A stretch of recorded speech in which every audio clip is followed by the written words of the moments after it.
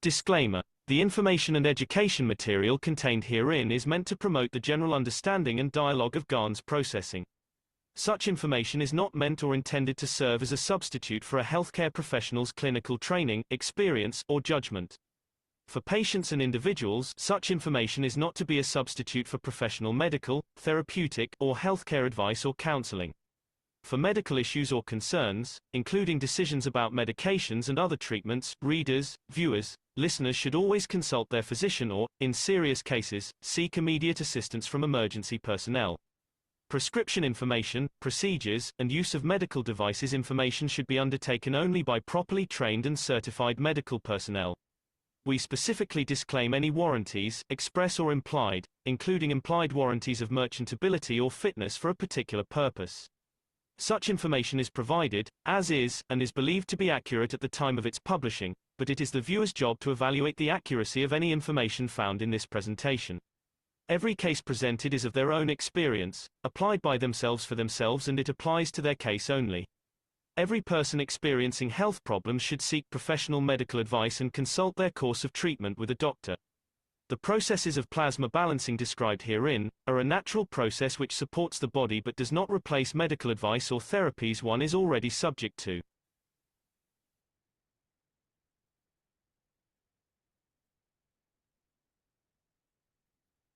Thank you so much, everybody. And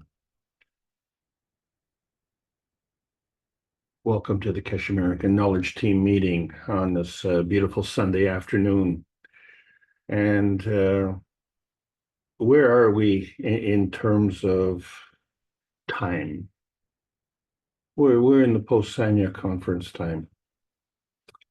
A lot of information was disclosed at that point in time, which only was a pointer to the future. And so we're all part of that future, and it is very difficult to unravel for most of us because we all have different areas of knowledge. But what we're trying to do is to put together bite-sized pieces so that everyone can enjoy and pass the knowledge on in their own way. So thank you all for being here. This is the Keshe Foundation Spaceship Institute Teachings on Plasma Science. We're doing the intermediate transition part now. We're going to be talking about quarks. My name is Alexander. I'm from Canada. It is June 23rd in the year 2024. This is the Keshe Foundation North America Plasma Education Series. So welcome, everybody. This is a continuation of the intermediate transition zone. And we've been talking about the y-axis polarity, trying to keep things in perspective, understanding the role of the North Pole, and of course, what are these quarks? And in many ways, today's session is a bit of a personal indulgence. However, there has been an anomaly that has been bothering me for well over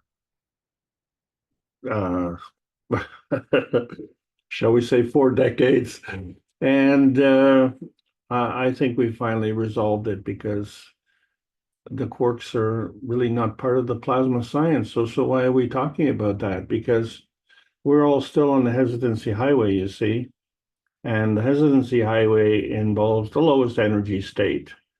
And so why are we so keen on staying in the lowest energy state?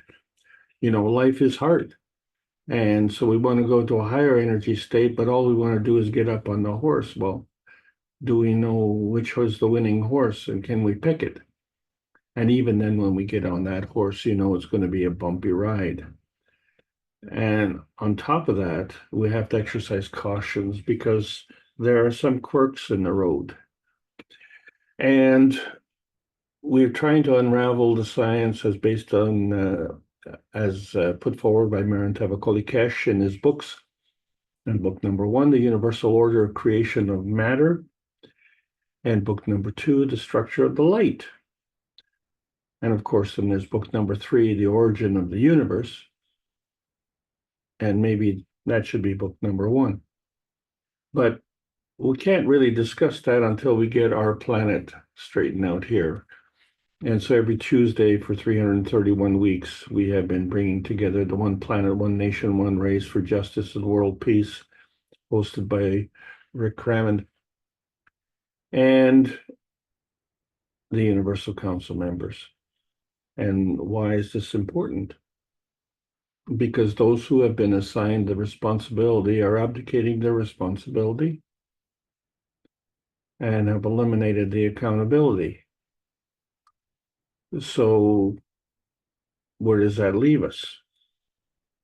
We want to get on that plasma highway, okay, but we're only on the transmission highway, which is at the lowest energy state.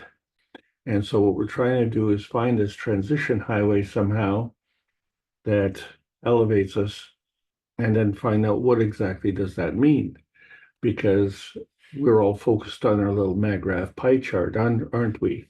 And so we have this thing that is kind of limiting to us, and that was the speed of light. So was the speed of light the fastest speed? And so we found that is not true. And if the speed of light is a constant transmission, well, is that a symbol of truth? And if it's at a constant transmission, then how come the universe is only 70% hydrogen? Maybe that's a thimble of truth. And why we say a thimble? Because that's as much energy as we need to get this universe moving. And where are you moving on this universe? Are you here or are you here? And where is that? So maybe you can show me the electron map. And this is quite significant because as two forces come together, what are these forces? They create X and Y dimension, because when they come together, they create this field. And so this becomes a point of possibly conflict, but it also becomes a point of resolution, a point of containment. And these points are created by what we call PM ticks. But they differ from the energy binding that we require on this planet, which is fundamentally self-serving. And when we say self-serving, that's important because that's the MAGRAPH position. It's in an energy binding state. So it has to be self-serving. And so we were born with this program. We were born with this blueprint. And we weren't born at the expense of others. And yet somehow this has been an acquired taste.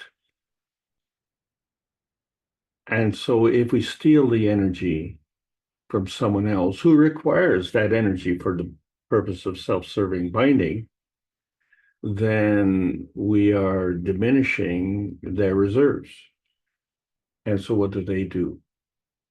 They will either fight back, or they will just, by domino effect, rob, cheat, steal, and kill others to compensate.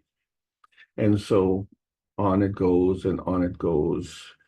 And where it stops, nobody cares. And so this is what we talk about when we talk about disruption. So when we look at our physicality and that becomes part of the manifestation process, we have to understand that the plasma manifestation precedes the physical manifestation. And this physical manifestation, and we've discussed this before, so for a lot of you who've been following this for a long time will recall many familiar discussions here, but we are springboarding in terms of our knowledge, because the physical manifestation may manifest differently in different people, although the plasmatic manifestation is the same. And so why is that? And that has to do with the environment. So the physical manifestation and can be a range of anything from obesity to blood pressure or cancer. And the thing is that the focal point of the discussion is that the higher acidity causes an anaerobic condition. This is not good for health. Higher acidity causes a DNA expansion. This also causes the ATP reduction, adenosine triphosphate, and it also causes cellular communication disruption. So by changing the environment and disrupting the environment through self-serving activity creates an acidic condition which is overall unhealthy. And is it everlasting? Well, when you look at the basic plasma rule where the higher strength feeds the weaker strength, we have to understand that the higher strength is unconditional. And so it continues to feed.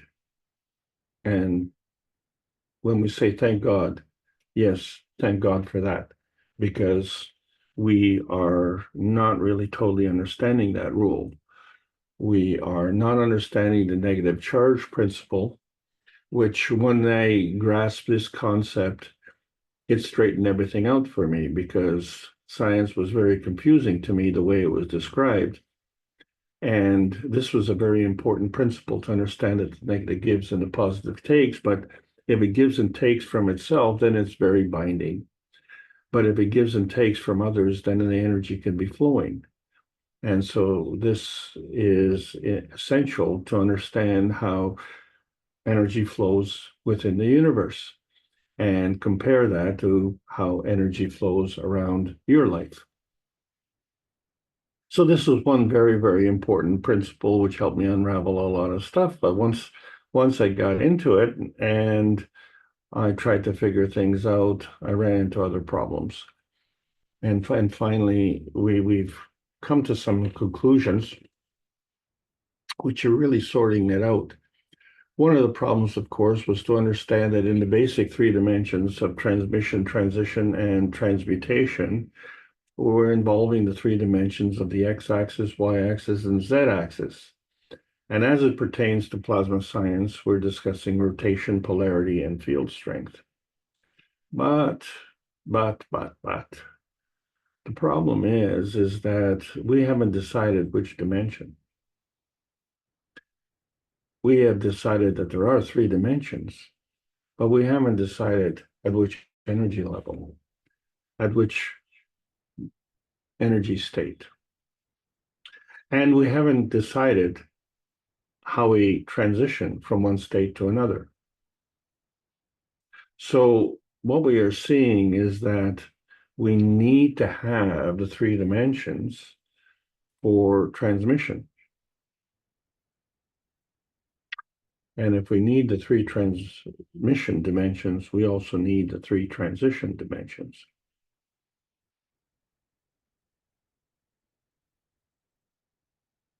And so what we're looking at, since we're talking about the intermediate transition, we are only dealing with the y-axis transition dimension.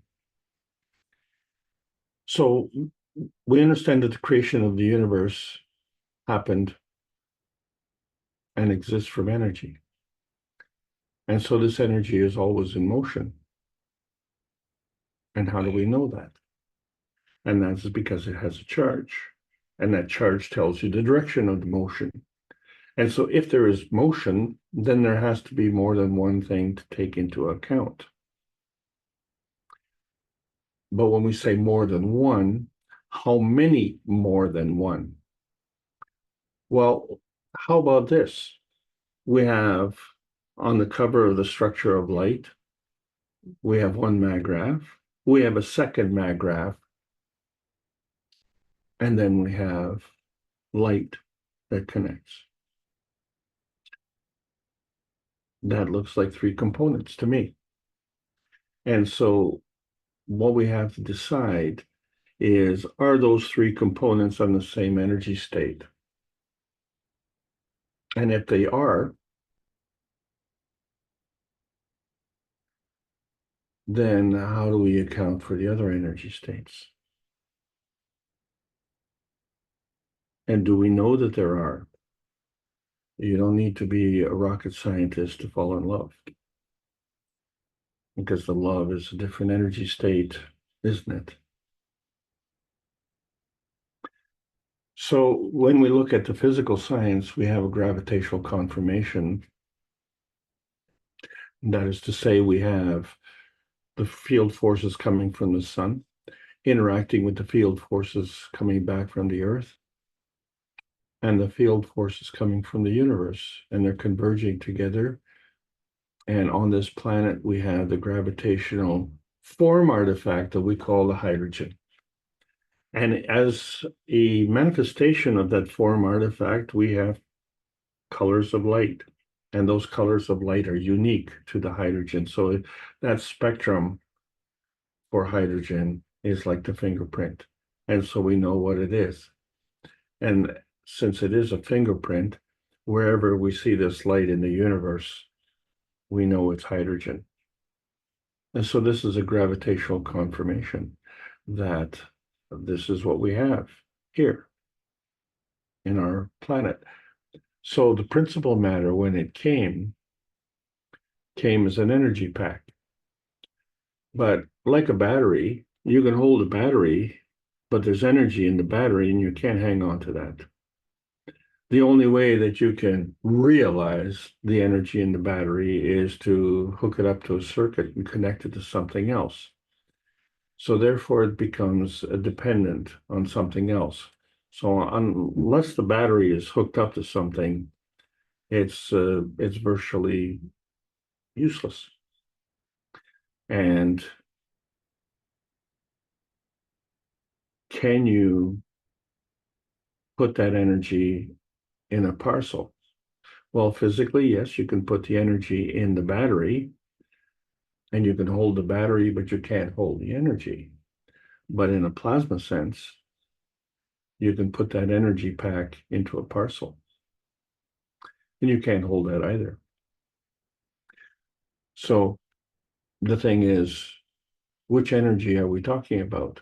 Are we just talking about the initial energies which create the X and Y axis?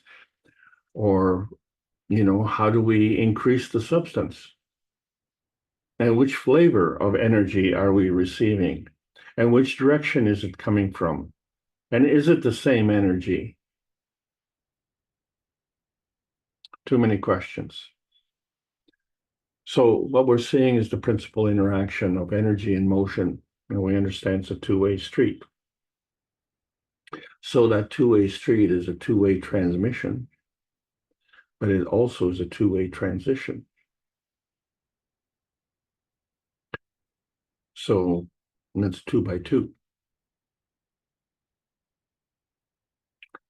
And so when we look at this principal energy flow, even when we look at the individual, and say in the case of Earth here, we can see that the energy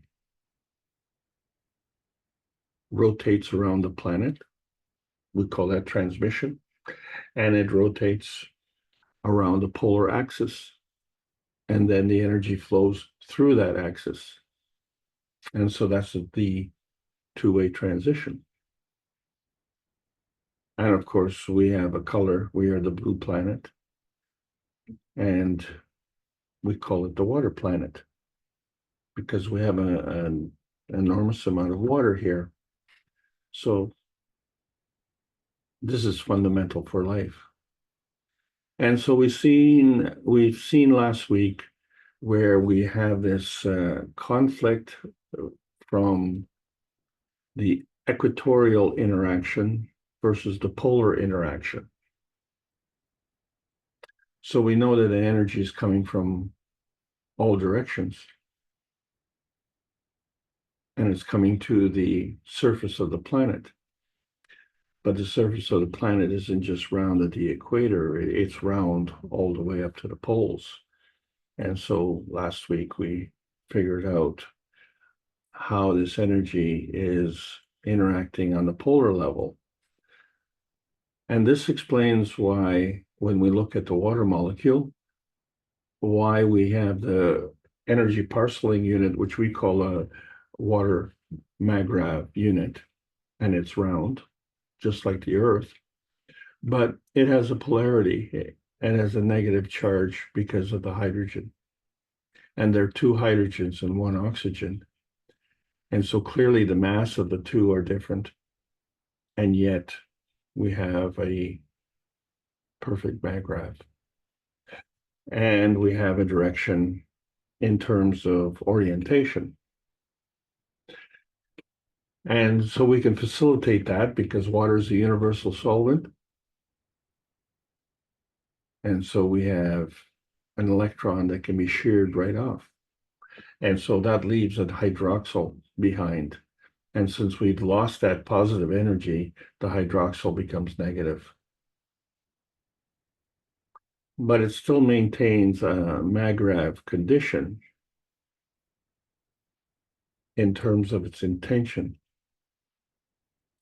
But it can't do that for very long. In fact, neither can the hydrogen,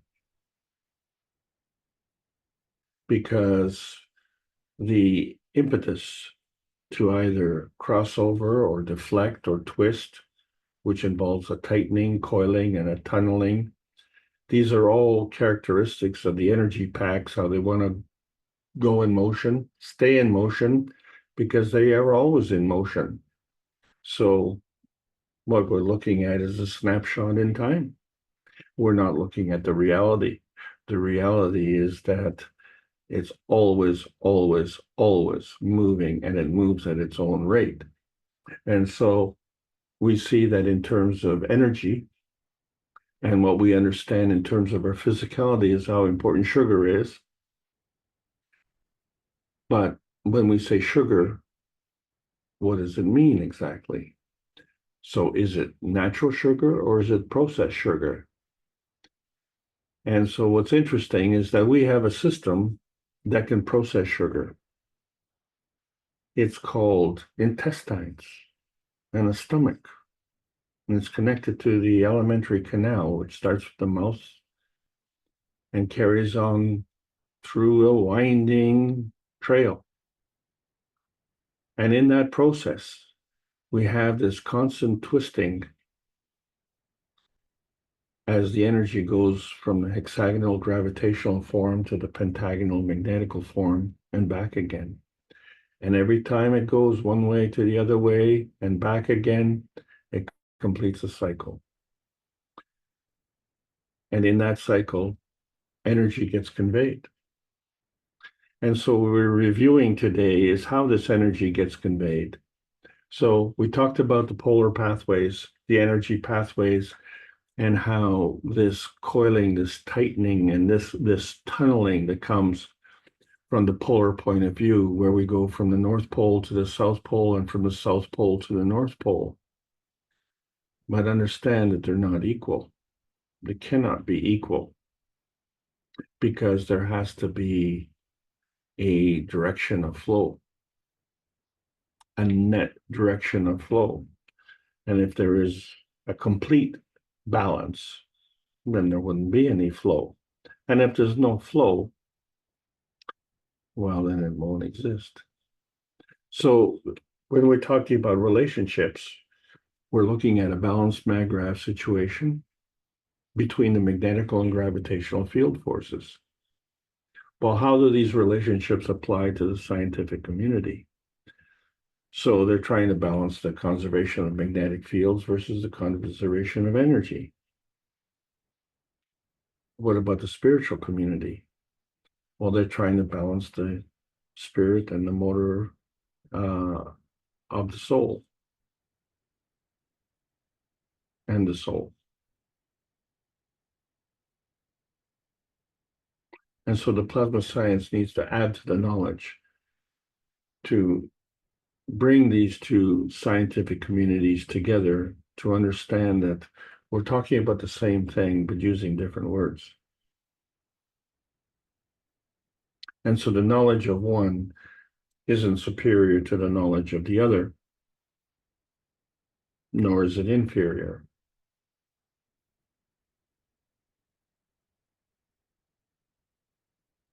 Well, this is important to know because when we're looking at the conservation of energy, we see that there's a relationship between kinetic energy or potential energy. And so if we balance the initial kinetic energy and the initial potential energy on one side of the equation, we will balance it with the final kinetic energy and the final potential energy on the other side of the equation.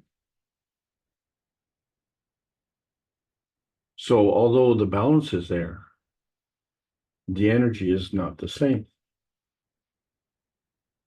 And if the energy is not the same, why is it not the same?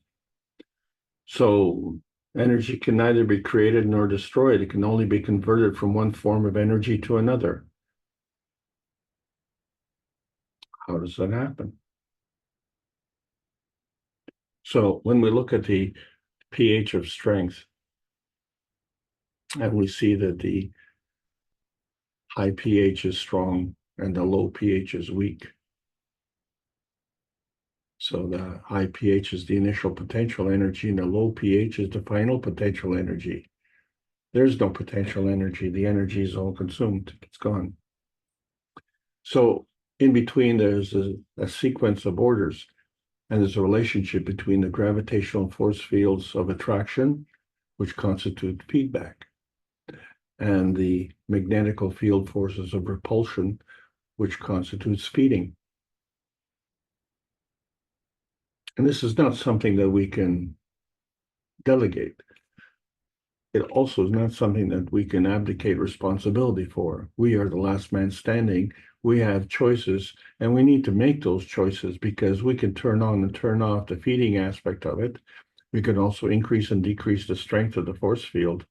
And in that process, we can enhance or diminish the positioning.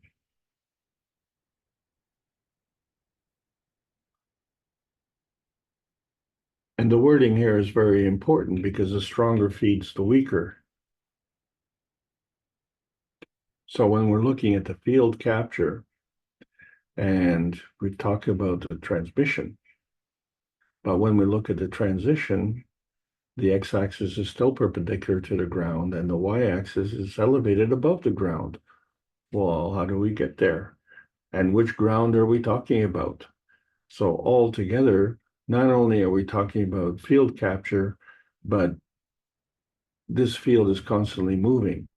And what is that difference in its position? So when we look at the potentiation of hydrogen, and we see that if we split the water, because the potentiation of hydrogen is usually referred to with water, the splitting of water always totals 14, but water in its neutral state is 7. So what does that mean? That means pH of 7 acidic and pH of 7 alkaline coming together is a pH of 14.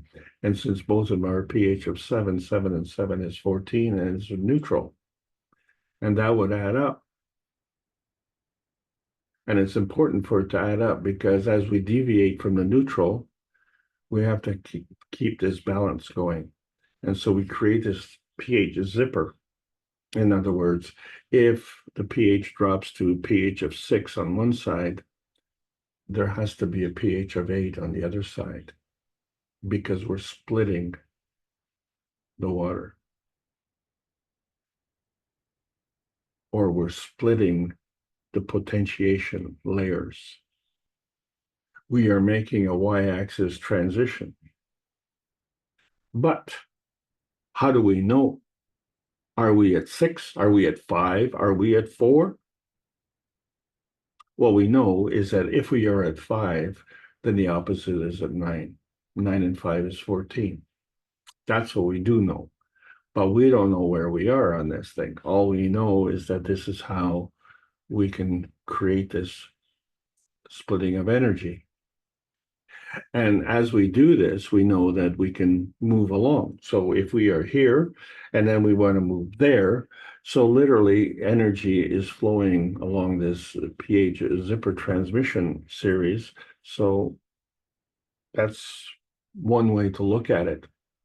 But if we introduce this transition and we find that we have peaks and valleys, so if the peak at pH of 4 would have to have a corresponding peak at the pH of 10. 10 and 4 is 14. Then you look at the valley of 5, it has to have a valley of 9. 9 and 5 is 14. And so whether it's a peak or whether it's a valley, there has to be a corresponding energy. But we still haven't answered the question why. All we know is it's a y-axis transition. So we found that we can move things on various planes. So on the x-axis, we rotate around the planet. Y-axis, we rotate around the pole.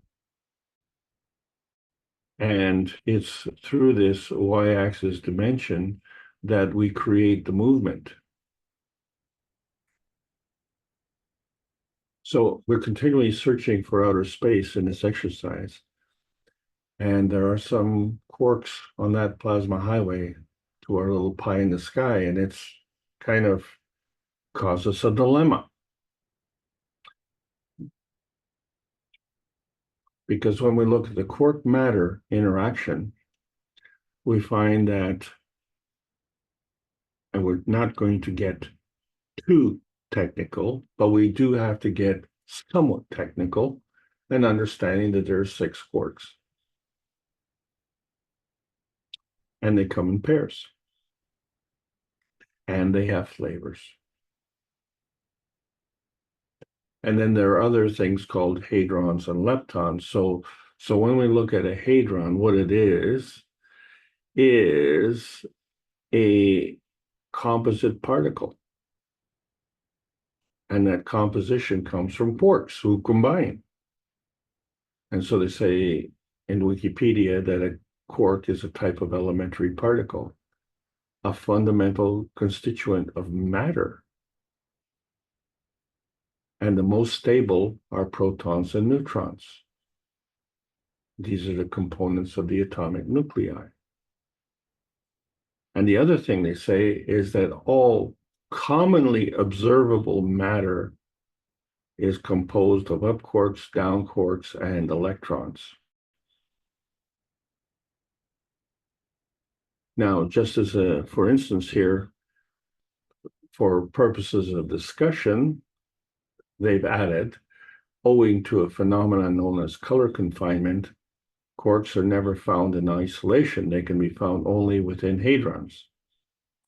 And then there are other things like baryons and mesons and quark-gluon plasmas. And so much of what is known about quarks has been drawn from observation of hadrons.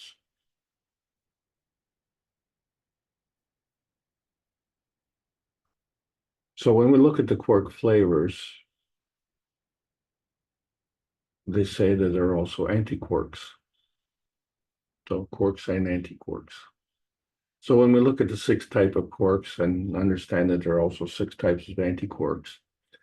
And so these quarks are called up and down quarks, charm and strange quarks, top and bottom quarks. And these up and down quarks have the lowest masses of all the quarks.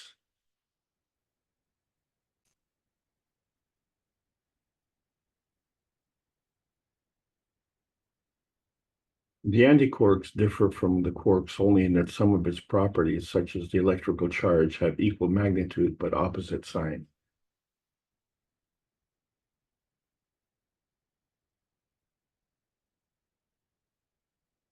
So where do quarks sit on the scale?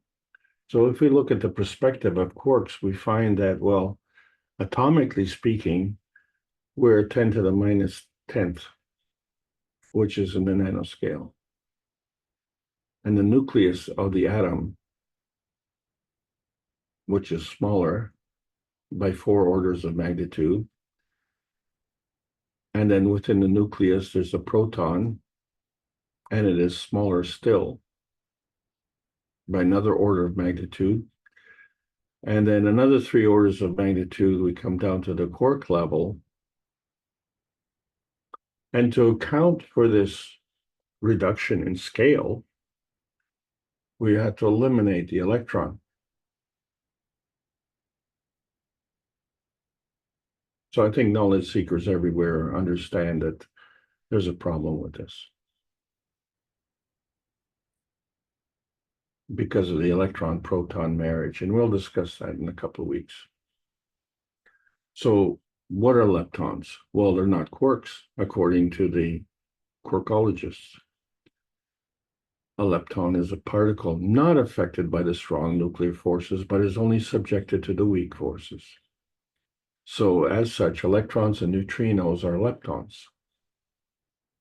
And so for the purpose of scale, the lepton number of 1 is assigned to both the electron and the neutrino, and the negative 1 to the, well, antineutrino and the positron. Please note that the positron is -1. Anyway, what we're talking about is an extension of electron fixation, as was put forward by Richard Feynman, who was a famous scientist, and he did work for NASA. But he noticed that he could put the energy of the universe into a thimble.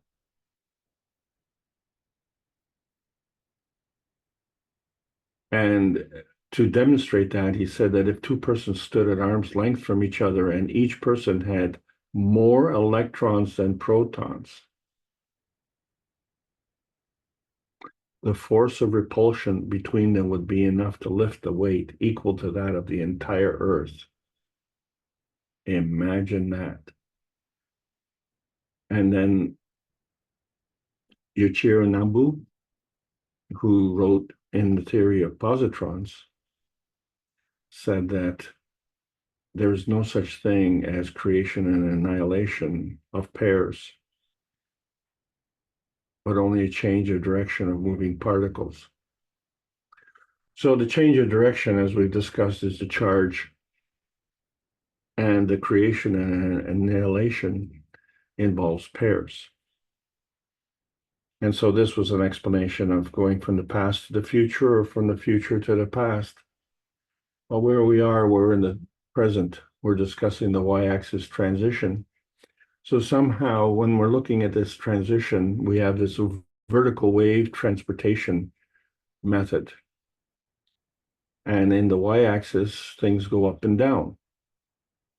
So isn't it interesting that when we look at these quarks, and fundamentally a proton, we have up and down quarks. And 2 up quarks and 1 down quarks equals 1 proton.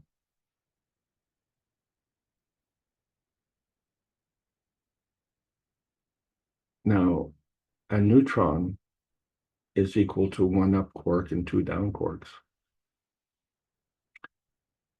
And then they talk about the color. And of course, this is a visible light, so quarks are not visible. But they're using the primary colors here, which collectively are the fundamental lights emitted on your television screens. And the combination of those 3 colors gives you the white color. But what's interesting is that the 2 up quarks are of different colors. Well, why is that? And how do you know which one's blue and which one's red? And how do you know which one's up and which one's down?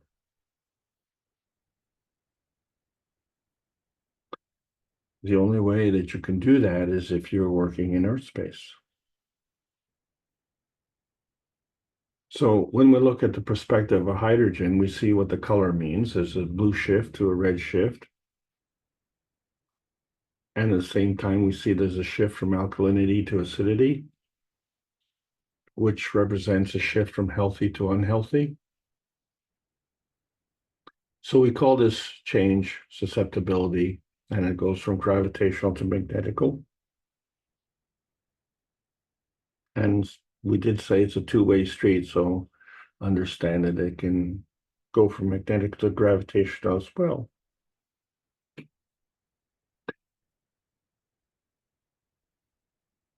Also, if you take the pH density of acidity and alkalinity, those totals 14. Now we find that the acid is oily and the alkaline is wet. So gravity itself seeks density. So remember, the up quarks are the least dense. Oxygen, and of course, is more dense than hydrogen. And we understand that the water splitting also always totals 14. So when we look at the cups of life, the thing is that we had a nanocoating, which was monatomic, and we had the atomic structure of the copper wires. And obviously we had the water and the sodium hydroxide, and we created GANs, which came from the inner space energy fields.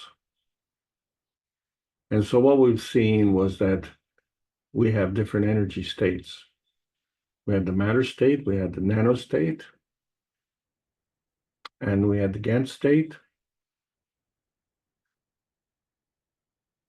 And the GAN state and the nano state are higher. So maybe this is how we go up. We went up once for the nano state and up again for the GAN state. And then maybe we go down for the physical state. Just saying. But these were not the cups of the pandemic. These were the cups of life. Well, it just happens to be what we're talking about is life. And so we had this GANs, which was part of the radiance manifestation of all the energy coming into this cup. And so for us is to understand, how do we get this radiance manifestation? Where does it come from? And what is the fundamental matter state of the CO2 GANs and the calcium GANs and the zinc and copper GANs? And then we find the amino acid GANs and the water GANs, and we find that the water and the amino acid are polar opposites. And then we find that there's an emotional cup and a physical cup. So by just changing some of the components there, we create the nature of the cup, but still we produce the GANs. So the energy created to produce the GANs came from some mystical place, unaccounted for. And in fact, not only was hydrogen our gravitational confirmation, but we have an entire periodic table of elements, and each of them can combine the details of the Earth space range. And the number that is reflected on this periodic table of elements is a proton. So we look at the carbon and it has 6 protons. But nitrogen has 7, oxygen has 8. And so the number of protons is increasing. There's no accounting for that.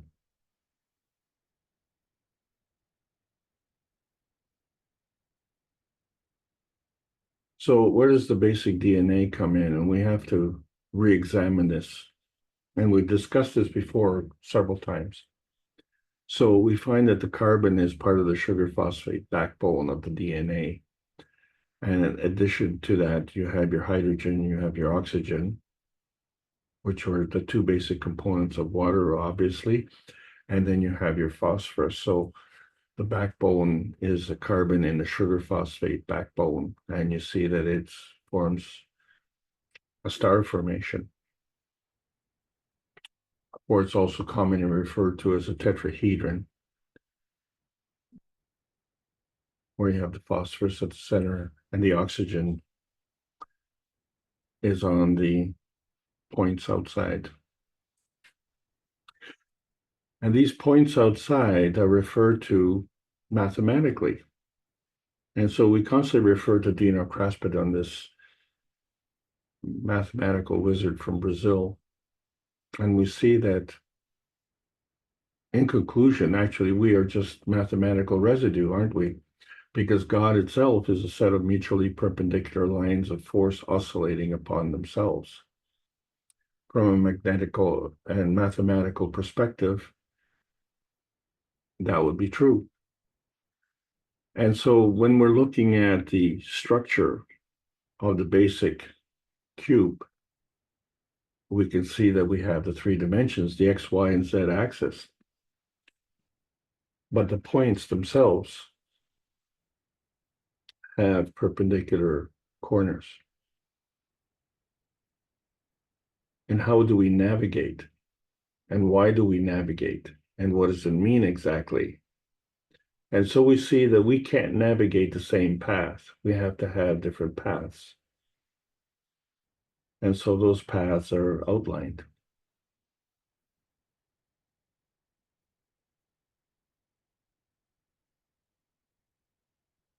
And so either we have a path link, which is part of engagement, or we don't have a path link, which is disengagement. And that's the opposite. It just, you have to know that you can't have an undisengagement. That's not possible. It's like having on and off. So when we look at the quarks and we see that they come in, there are 6 of them, and they come in pairs. There's up, top, and charm quarks, and the corresponding pair to the up quark is a down quark. And then you look at the top quark and you see that the corresponding pair is a bottom. That kind of makes sense. And then things get a little strange. But that's okay. So what you end up is with 3 pairs. This is a significant number. This is a significant combination.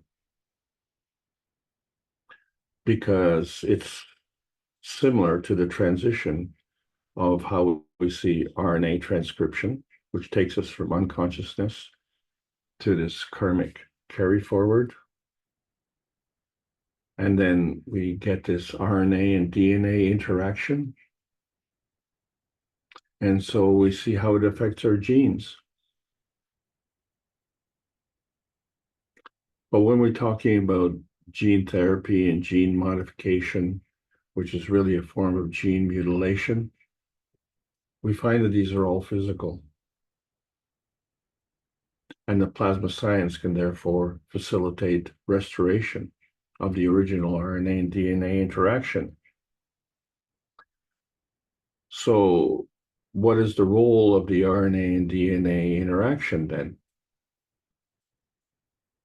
And how does that work? Well, if they are a blueprint, then they are a blueprint for the construction. And as we know, in construction, we have to have 3 dimensions, and then we have to have energy to build.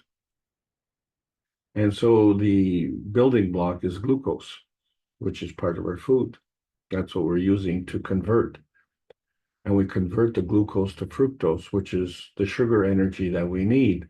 And this is the factory that we have in our digestive system to do this conversion. And we call that conversion phosphorylation. And so what that means is that when we go into looking at the cube form, and if we rotate it slightly, we see that it's hexagonal, actually. Hexagonal or cubic is basically the same thing. It all depends on your point of view, but the phosphorylation happens at the points. So the path follows from point to point. But when those points change, then the energy changes. Because we're no longer going from point to point in the structure of the glucose, but point to point in the structure of the fructose. And in that process, we create this adenosine triphosphate, which again looks like a star formation.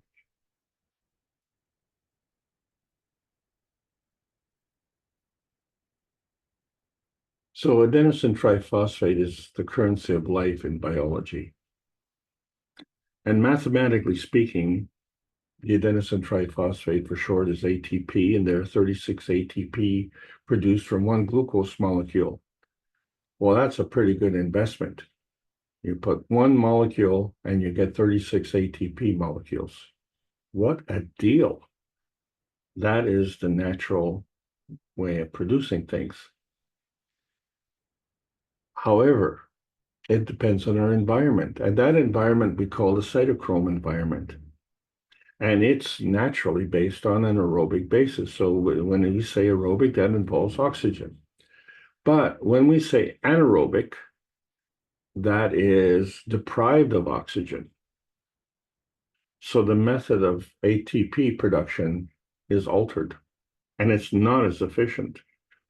In fact, there's a significant reduction from 36 ATP for one glucose molecule down to 26 ATP for one glucose molecule. That is a significant discount. And that discount is quite heavy. And it's all part of the Krebs cycle. The Krebs cycle, which we've only learned within our lifetime. And so what it talks about is the production of ATP at 3 different energy levels, the cytochrome A, B, and C. And in each one, we produce 12 ATP for a total of 36 ATP. It's within a range. It's not a precise number, but it's all part of a healthy cell conditioning.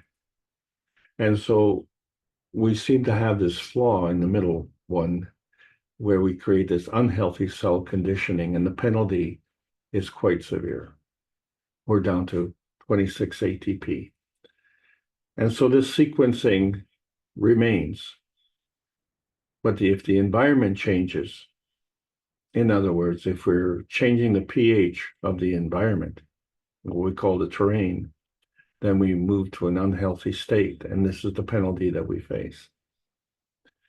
But when we talk about the DNA,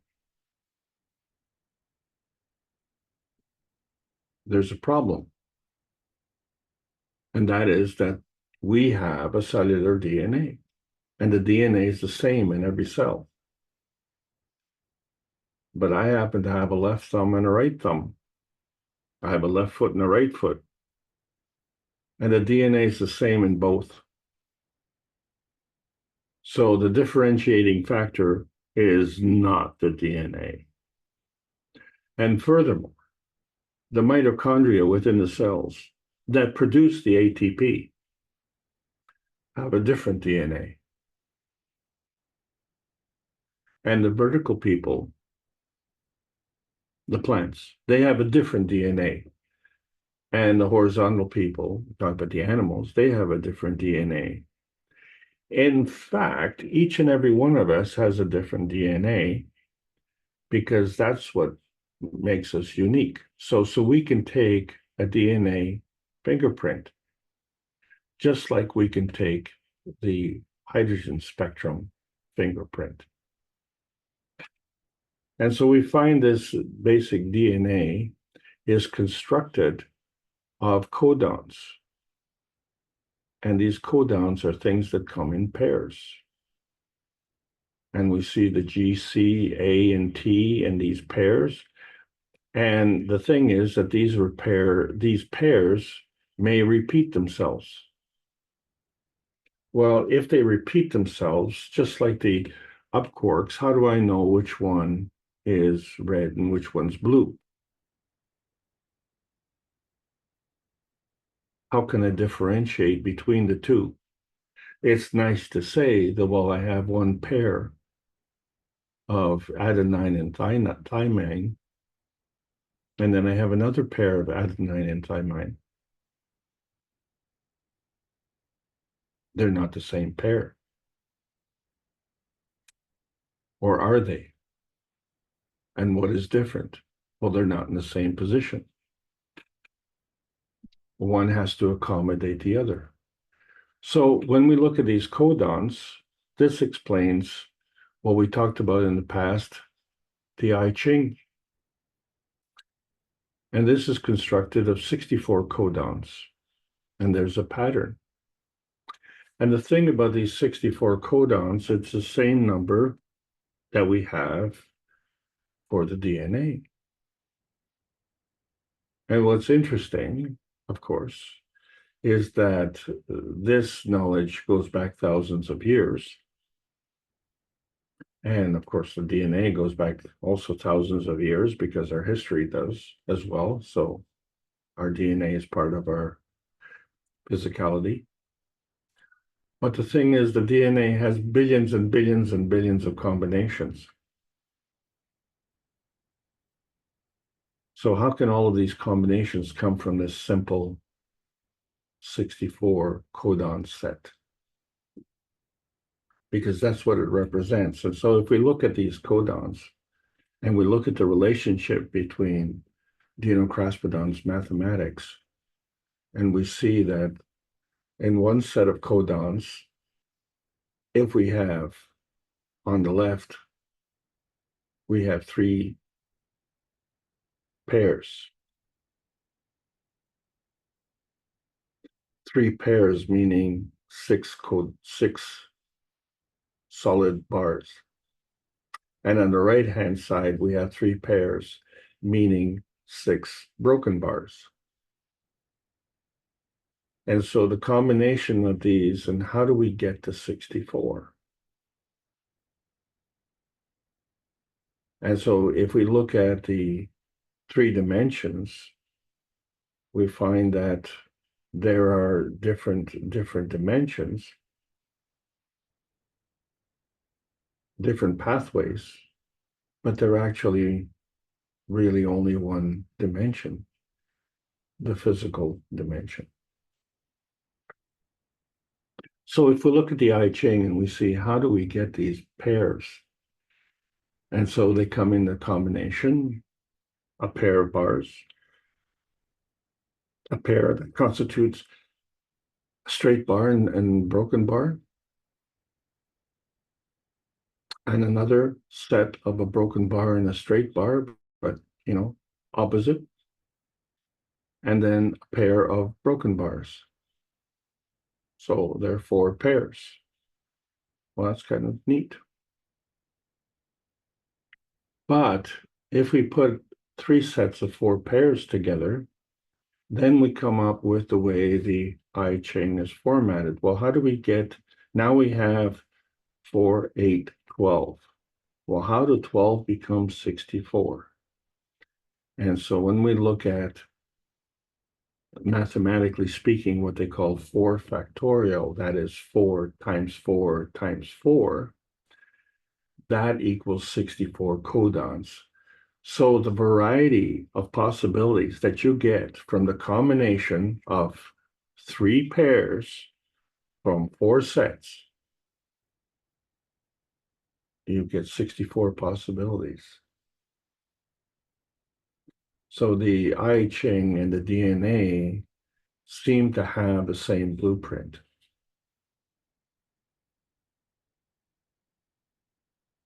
Now, if we do the same thing with the quarks,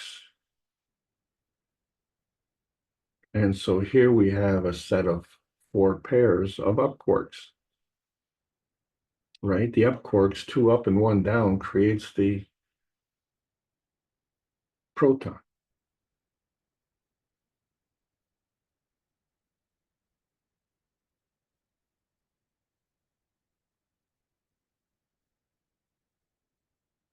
But what about the top and bottom? How about another set of 4 pairs? And then how about we add the charm and strange quarks? And so if we combine these 3 sets of 4 pairs the same way, we will also get 64 combinations.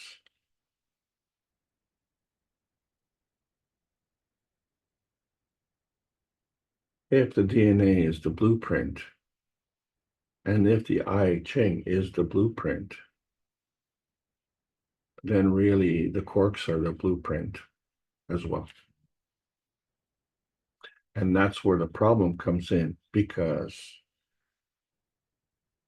the combination comes together from the cytosine, thymine, adenine, and guanine, and they create this nucleic acid. And you choose from a set of 4, and you select them in pairs. And there are billions of possibilities.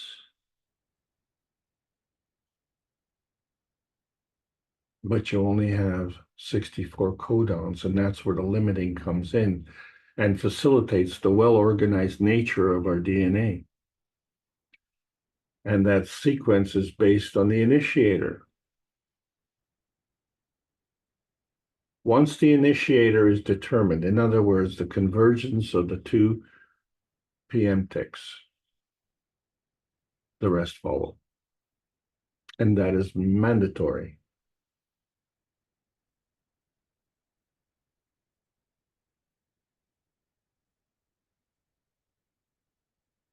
This is an important point because there are a lot of people who fear the plasma science because it's going to be very disruptive. No, it's going to be very, very well organized. You see, because we understand that in the process of coming together of the various codons, that there's going to be repetition. So, is the one the same as the other? Is the red up quark and the blue up quark the same? Well, they are the same, they repeat, but they're not in the same position. So there has to be an accommodation for this repetition of codon selection. And if we're successful in doing this accommodation, then we would have a peaceful repositioning. And if there's a failure in providing this accommodation, then this is why there's an elimination of what they call useless eaters.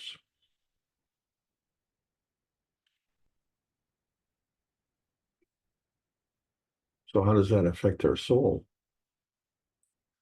Well, the 3 dimensions of the soul involve the emotion and the physicality of the soul of man. And the physicality of the soul of man is not the same as the physicality of the soul of the body. And the emotion of the soul of man and the soul of the body are not the same.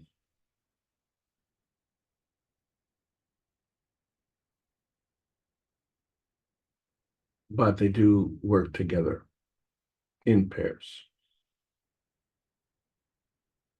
And so the soul positioning is working with the higher energy of the soul of man, affecting the lower energy of the soul of the body, and then putting that together in a magnetical and gravitational polar orientation through the process of inertia manifest in the physicality on this planet, the same way that the earth was created, and the same way that the sun was created, and the same way that the solar system was created. The magnetical gravitational relationship and the inertia fields that follow. And each of us has a unique system. So the method is the same, but each of us is unique. And the reason for it is not the 64 codons, but the path to get here. And so each of us takes a different path. And so when we're talking about these interesting subjects,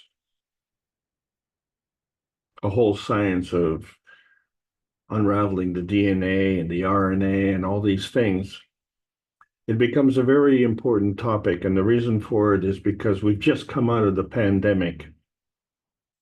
And there are lots and lots of questions. And so when we look at the transition and the transition dimension, there's no accountability. We see that we have our lowest transmission state, we have our nano state, and we have our GAN state, and we have our plasma state. But where exactly on the pH scale are we? And what determines that? And so this y-axis transmission comes from this y-axis transition. And it's not the same, is it? It can't possibly be the same. Why would it be the same to create a neutral and the same to create a range from 9 to 5? 9 and 5 being 14, 7 and 7 being 14. And so when we look at the range between 5 and 6, we find that within the 5, we are on that staircase, and everywhere on that staircase, we are within the pH of 5. We don't change. We have all the 3 dimensions of physicality that keep us there. However, at some point, we go from 5 to 6. So somehow, depending on the direction, if we go to the top of the stairs, we have to go up. And if we go to the next pH, we have to go up.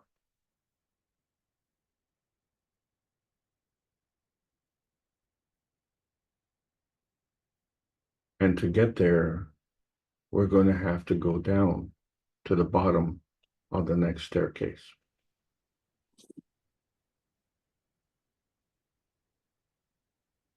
And so we're going to manifest in our physicality. And if we do it on one side, we have to do it on the other side. And so here comes the problem. When we're looking at the quarks, we are only seeing the up and down quarks, but we can't see them anyway. We're only taking them into account, and we can't explain where exactly on the pH scale it is. We cannot identify the y-axis transition dimension. But everything that we have is a form artifact. And that form artifact is a result of a blueprint. And so we've just said that the blueprint is our physical reality. And in that physical reality, we can also have motion. So somehow we can move from one side to the other side. We can move from pH to pH. But the balance of power sits elsewhere. So the pH of perspective says that things can be near or things can be far. And when they're near, they're more intense. And they're in the blue shift range. Very stable, very complex. That would be the source. And of course, in terms of mass, it has more. So therefore, it's gravitational. But when we look at the conservation of quarks, we find we have initial potential energy and a final kinetic energy. And that's an incomplete formula. It's not balanced. The transition is unspecified. And the initial kinetic energy and the final potential energy is not accounted for. In fact, the quarks don't include electrons. And the electrons are the magnetical side of the atomic structure. So there is no magnetical side in the quarks. It's missing. So therefore, the quarks are really not part of the creation. They're just another part of the 64 codon blueprint. And so you can throw that in the pH scale of quarks, and we see that the up and down quarks are very low in mass, and the charm and strange quarks have a high mass. But there's no accounting for any part within that range. None whatsoever. So when we look at a plasma shift and we see how we can go from each energy state, we cross through an energy transfer state. And that energy transfer state is different in different states. So from the plasma state to the physical state, there's an interactive energy transfer state. But we know that we can do a transfer state between the GANs and the nano and then the matter state. But when we get into the physicality, we have to follow a blueprint. We have to follow a path. And that is our DNA. And so we see that the discussion on quarks, very interesting. Discussion on the I Ching, very interesting. And the discussion on the DNA, very interesting. But it doesn't explain why I have a left thumb and a right thumb, because the blueprint is the same in both. And so this has been a great answer for me personally, because it explains to me the gravitational conformation of all the things on the periodic table of elements. And so we see that the fundamental particle that we call oxygen has a specific spectrum that is different from the hydrogen, but the oxygen has a special characteristic. It's magnetical characteristic, and it's very gravitational. So when we look at the physicality, what we see is the feedback summary, which we look at sound, light, heat, and pressure, and luster, and superficiality, and how we contain all these laminar layers, and doesn't explain the x-axis transmission dimension transition, but we have this dominance of man-made range deviation, where the conscious awareness overrides the unconscious awareness. The y-axis transition dimension is exposed.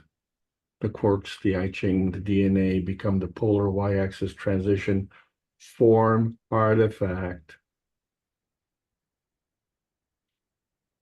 The form artifact, you as an archaeologist would excavate a historical site and find a form artifact, and then you would try and deduce what happened then. So somehow we see that there's in this universe a transmission spectrum of everything that is a non-visible viral spectrum, because there's a transition of the visible transmission spectrums, that is to say, a spectrum to spectrum susceptibility. And it revolves around the range of superficiality on the surface and the substance of the internal composition, which is the plasma substrate. The superficiality is strictly physical, and that becomes the point of containment. But it can be a point of containment on anywhere within the range of the gravitational and magnetical spectrum. But here we are understanding that there's also one step beyond, whether it's on the gravitational side or the magnetical side. So are we one up or two up, or one down and two down, and I don't know what's going on. But we see that the y-axis transition dimension is really a communication antenna and you have to stay within the range transition. So we have to release the binding energy before we can retrieve the beneficial energy. The field release precedes the field capture. If you think of the creator and the energy that he gives, the giving precedes the taking, and the emission precedes the absorption. And there's no motion, and it cannot exist without coexistence, because motion is a product of existence. Motion and coexistence reside in both matter states. There's the physical dominant and the plasma dominant. And tuning them allows us to stay in what we call the range transition by nearness and proximity, and not distance. It's nothing to do with the distance. The y-axis transition dimension is not involve man-space centric point of view, nor is it an Earth space centric point of view, not even the sun space dimension. The containment is dimension centric. You need those 3 dimensions, and the proximity is dimension centric, and the nature of pressure is dimension centric. So the 3 transmission dimensions. But overriding is a message, and how is that message contained? And it all depends on the accommodation, which transmission dimension folding deviation are we talking about? And what causes this folding deviation? The quarks, the I Ching, and the DNA are simply blueprints for energy transfer state. Energy transfer to matter state in an undifferentiated state.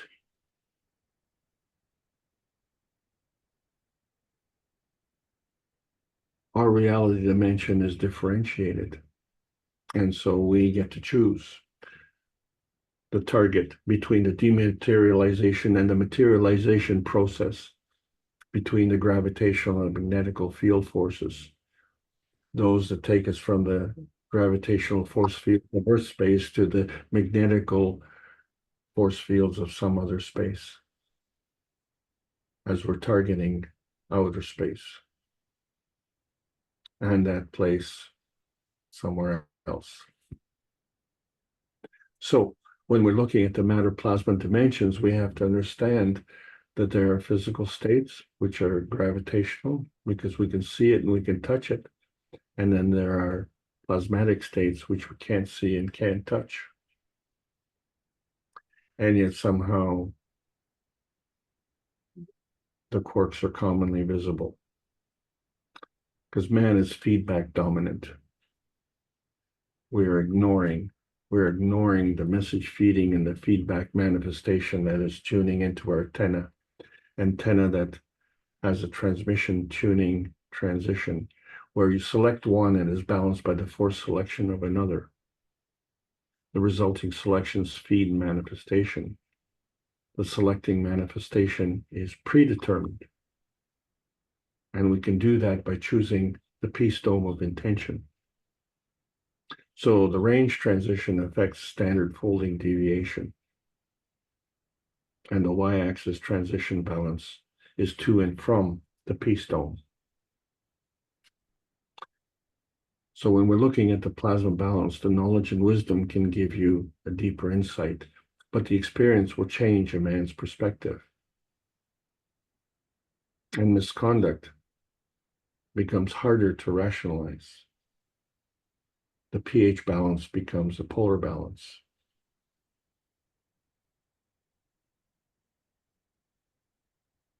So the Magrav condition and the pH of the Magrav condition has many points. And our planet, it basically is a neutral 7 because it's the blue planet. And when you look at the layers of energy coming out of the North Pole, there are many points on that polar scale. And remember, there are 2 poles.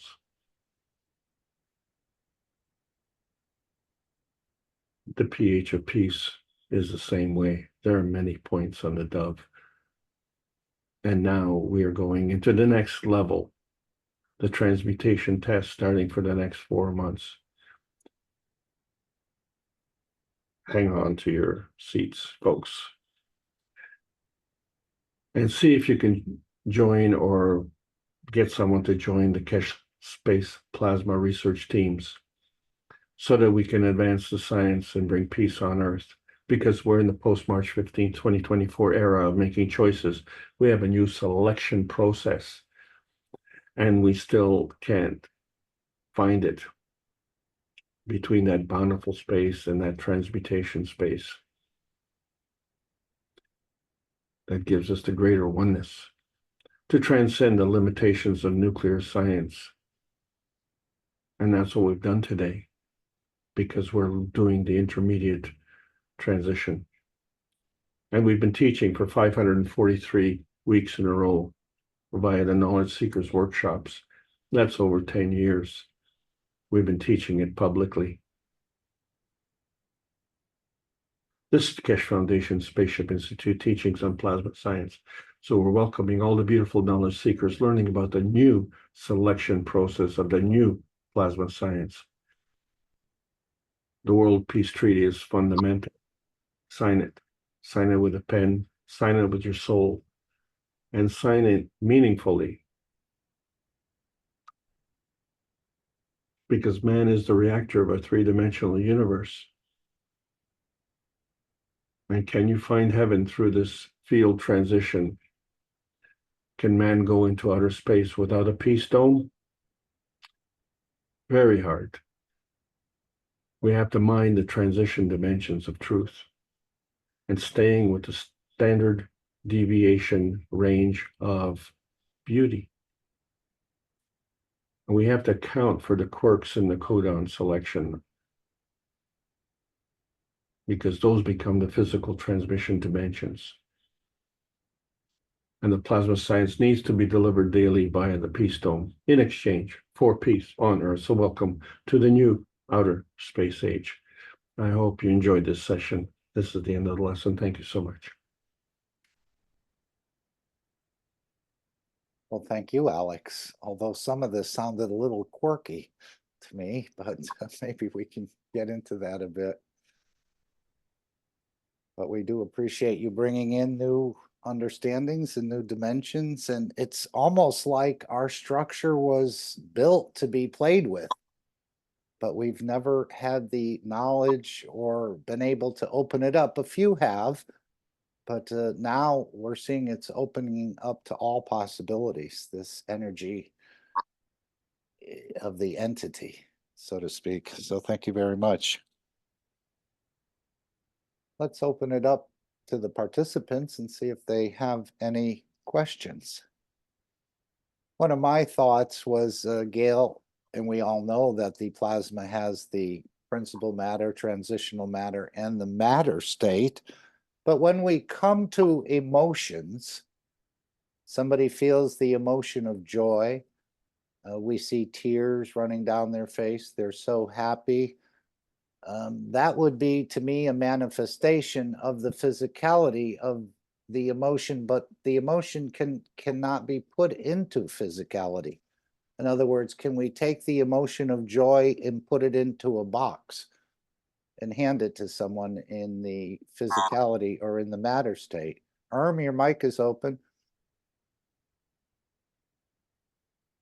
I'll mute it for you. So do emotions, and I know Mr. Kesh said there's no tangibility in emotions. We can see the result of an emotion, but does the emotion have a matter state component? If everything is a plasma, we would think by default it does, but yet emotions are really fields or energies. So can we can show the result of an emotion in the matter state, but can we actually put an emotion in a box and physically contain it? Does it have a matter state component to it? Do you mean, is it tangible? Yeah. No. But it But does have a matter state. It has a matter state. Okay, explain where, if we have the emotion of joy, where is the matter state of the joy? It's, I mean, if you're looking at your big toe or your hand or something, that's what we call physical. And if you're looking at the higher order, from the soul of the man, and then transition or emotion, they are generally non-tangible, but they each have matter, transition, and principle. Right, so I'm looking for an example of the matter state of an emotion. We know the result, like hate or love, we can give and You but can laugh, but it's right, still, that is the result of the emotion of yeah, joy or laughter or whatever, but does it have a matter state component? yes. It's Okay, just that you can't see it in the sense of the emotion, yeah, the intangible state of the soul of the man, the same thing. And then when you get down to the soul of physicality, and then you get to your emotion, or transition level, and then the matter state. yeah, I'm just looking for an example of joy in the matter state. How would we show that or manifest that emotion in the matter state? Can we put it in a box and hand it to someone? I'm giving you a box of joy. Well, you're assuming that everything in the box is a matter state. That is the matter or solid of the matter. But when you have emotions of joy, which translates to maybe laughter, you know, that's still the matter state, because you can actually see it and you can actually touch it in a way. But maybe the result of that emotions is the matter state. Right, but the emotion, the pure emotion itself, does it have a tangibility? That was my question. I mean, it's Well, feel. sorry, go ahead. The seasons, the 4 seasons are emotions of the earth. So when the moon is uh, moving the tides, that is the emotion of the moon. So if you're looking for something tangible, are you looking in the macro or the micro state? Because the tangibility for what you can grasp is, maybe you're looking at it on the micro level, but on the macro level, you don't have the essence to grasp it. But whoever is on that level could actually grab it. So think of it like you have the universe and the super, what's the next level of the universe? I think universe. But what is happening here is actually happening there, but it's all relative. Okay, any other answers? So Can we, yeah, oh, go ahead. this is a very good question that you're asking. And I'm really glad that you only asked the one question this time.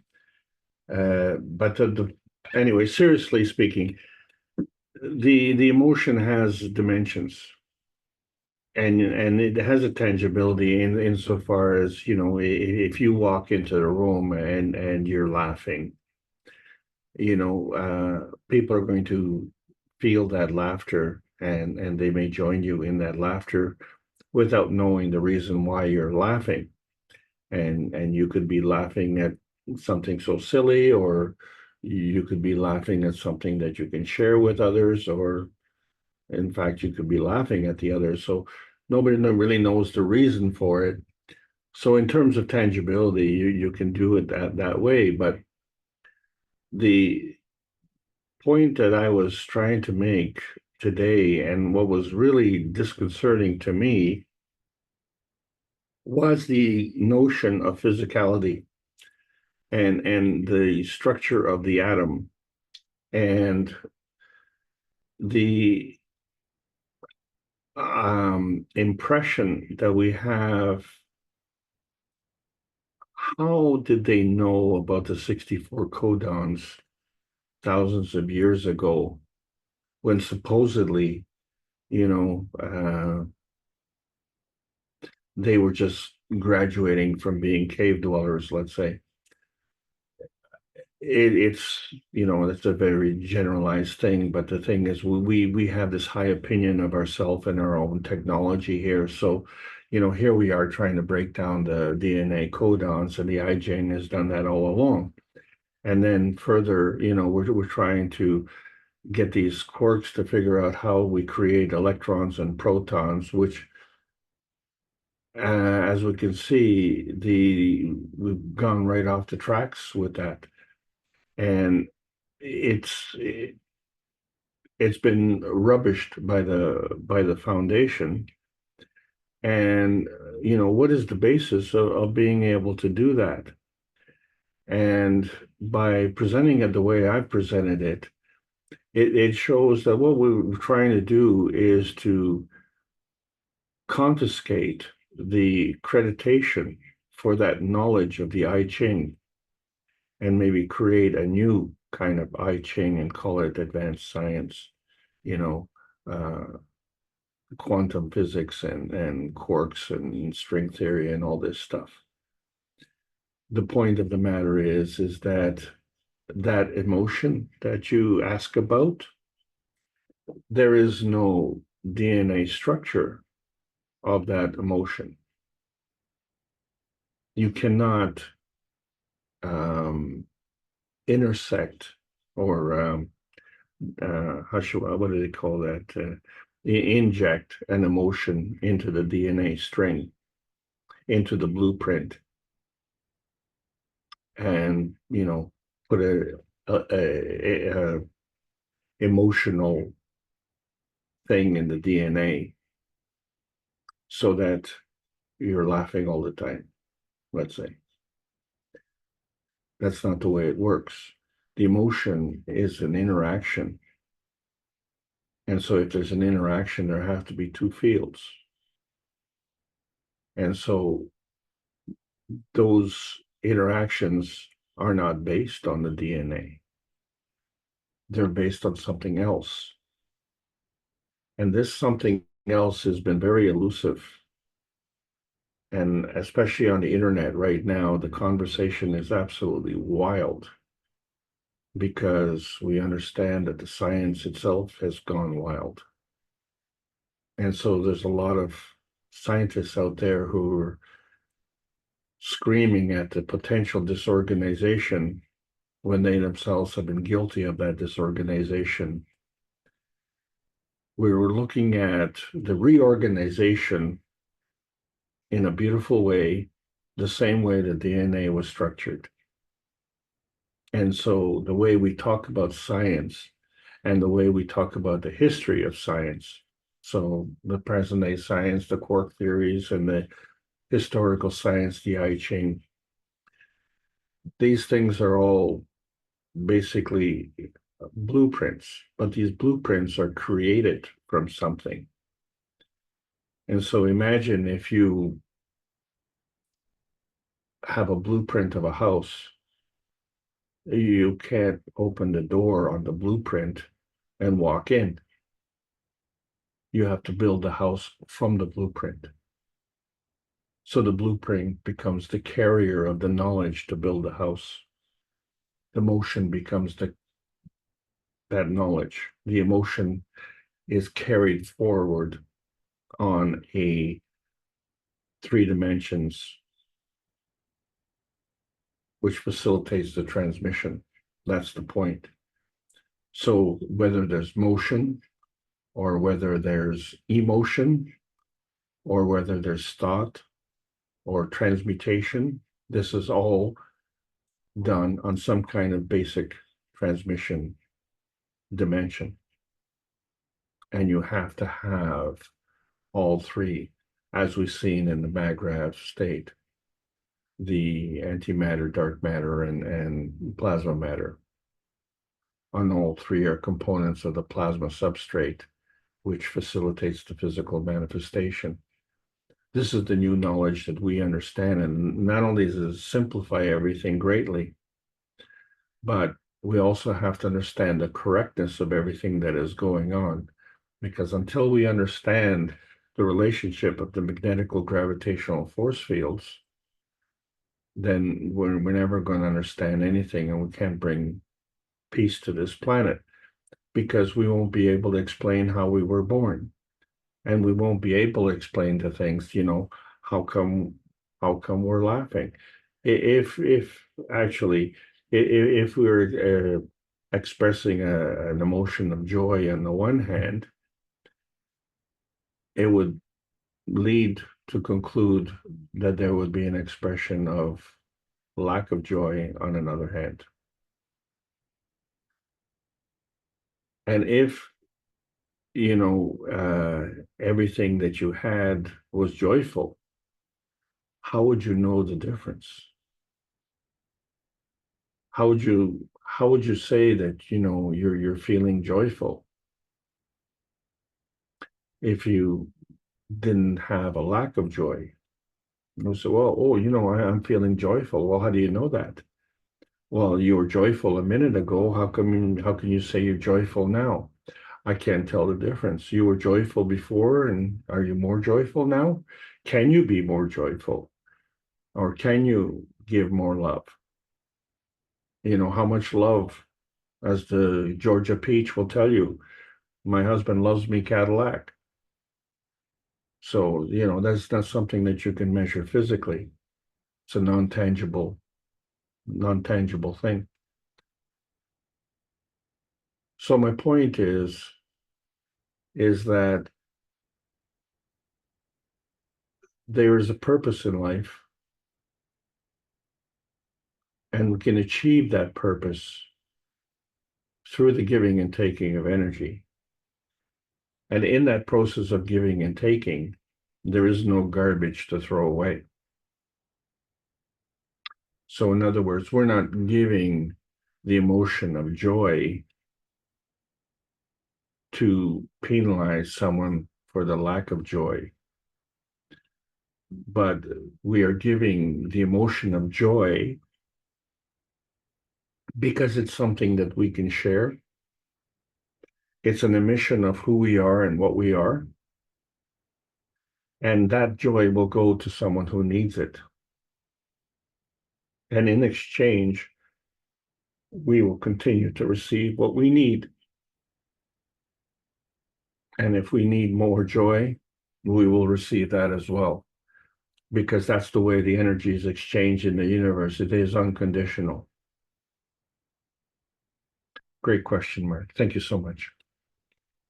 Yeah, I think we're kind of like our cell phones in so many ways. They say that most people only use about 1 or 2% of its capabilities, 3%, 5%, whatever, but most of us just stop there with it. I think this is the same with our own structure. We know this, but we're not fully utilizing most of its capabilities, again, for feeding, wellness, traveling, and other things. So we have a lot yet to open up on this structure that we have. Well, I would like to qualify one thing in what you've said, though, there, Mark, because that has been a bone of contention all along. They say we only use 15% of our brain. Well, Yeah. That means the rest of it is atrophying. Any muscle that you don't use, or any part of your body you don't use, you lose. So the thing is that we are using it. That's why it hasn't atrophied. It's just that the way we describe things, we're looking at it from a physical dominant standpoint, and we refuse to look at the plasmatic standpoint. And this is the total problem that we're having, because as we continue to ignore the plasmatic standpoint, we continue the maladies that we have. We're not resolving the maladies. We're basically that energy binding formula of lying, cheating, stealing, killing, murdering, whether it's done through illegal practices or through a declaration of war. And then the unique strategy we have today, the legal murder without the declaration of war. But, you know, for some people that's acceptable. Well, not for the universal community and not for the rest of the universe, because that's not how the universe was created. So we are suffering with a diminished state and a diminished understanding of energy transfer. So we have to understand that there is a transition state, and we haven't figured out how do we move across that transition state. We know that it's there. There is a pH table. And so what basis do we have for choosing one or the other? And because if we choose one, where is the other? And just because we can't see it, then where is it? And this was the problem with the quarks, okay? Because the quarks identified protons and neutrons and totally discounted electrons. That is a blatant fail. You fail the exam, the scientific exam, right then and there, end of discussion.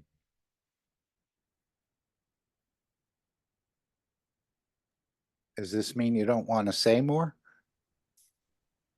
No, I'm just saying that, you know, that book is closed. I couldn't understand, you know, where did this quark theory come from and what is it trying to accomplish?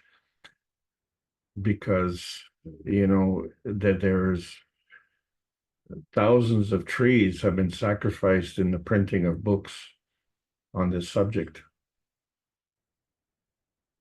And then, as my dad used to say, I feel sorry for the trees.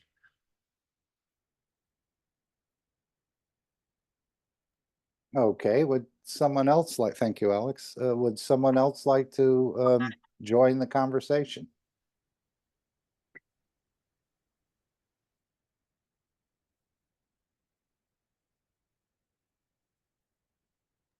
I've been still trying to work out the pH where you have an 8 and the 6 is hidden.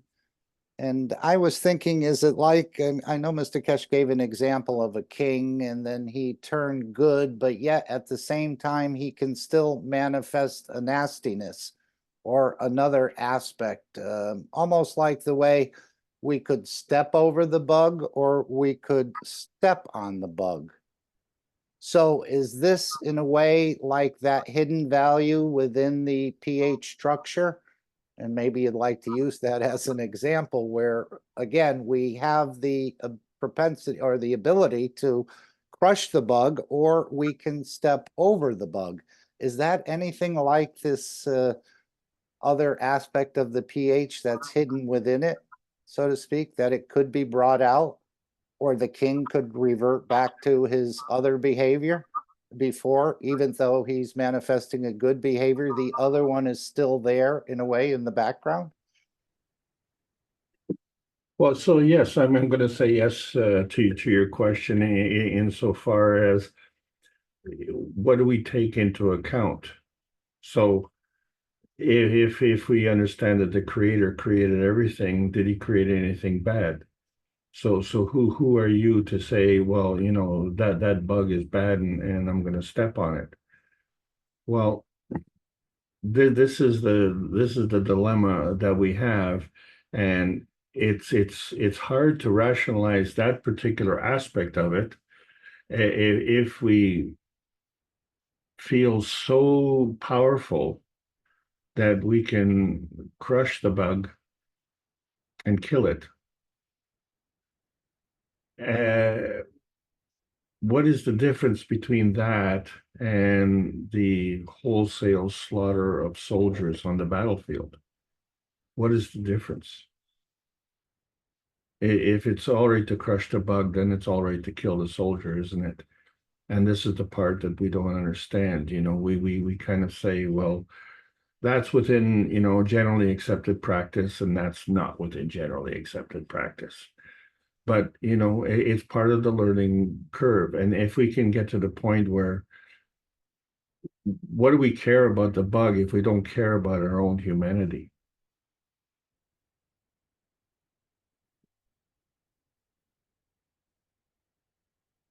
I'm just saying these tendencies are still within the king.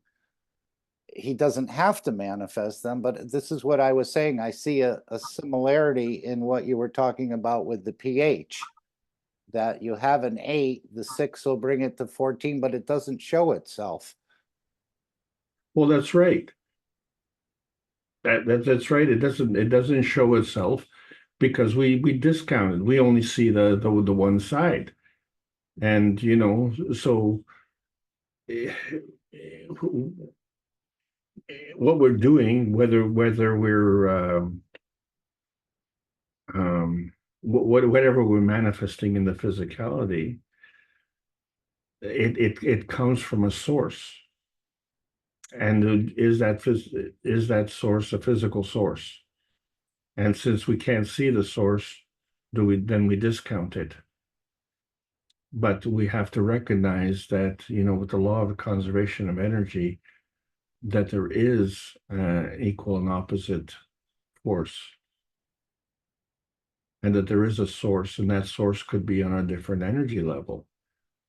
But if we find that, well, wait a second, on the one energy level, it's an order of magnitude higher than the other energy level, if it, just saying, then how does that balance out? And this is the knowledge that we have to understand, that our physical manifestation is a result of the interaction, which we call inertia, of the force fields of the soul of the man and the soul of the body. And yet, each of us is in a different location on this planet. So therefore, whatever caused us to manifest in that particular position was reflected by an equal and opposite reaction to make sure that we don't have a conflict that way, but rather repositioning facilitated by accommodation. So by stepping on the bug, you want that space, and that's how you accommodate it. But the thing is that bug now, and the energy that was used to create that bug, has to become something else. And it will, because the soul of the bug and the soul of the physicality of the bug will manifest itself in a different energy form. And it will actually affect you detrimentally. But we can't get there to that sophistication, that beauty, to be cognizant and to be mindful of that, when something that has the energy potential of 18 Hiroshima bombs is dying at the rate of over 2,000 a day on the battlefield. And politicians who are charged with the responsibility are negligent in the responsibility to stop that, and in fact doing a lot of things to promote that. So where is the will?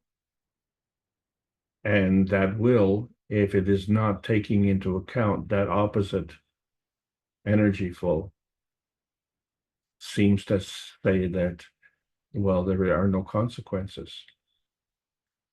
Well, there are consequences, but they're wrapped up in a delay.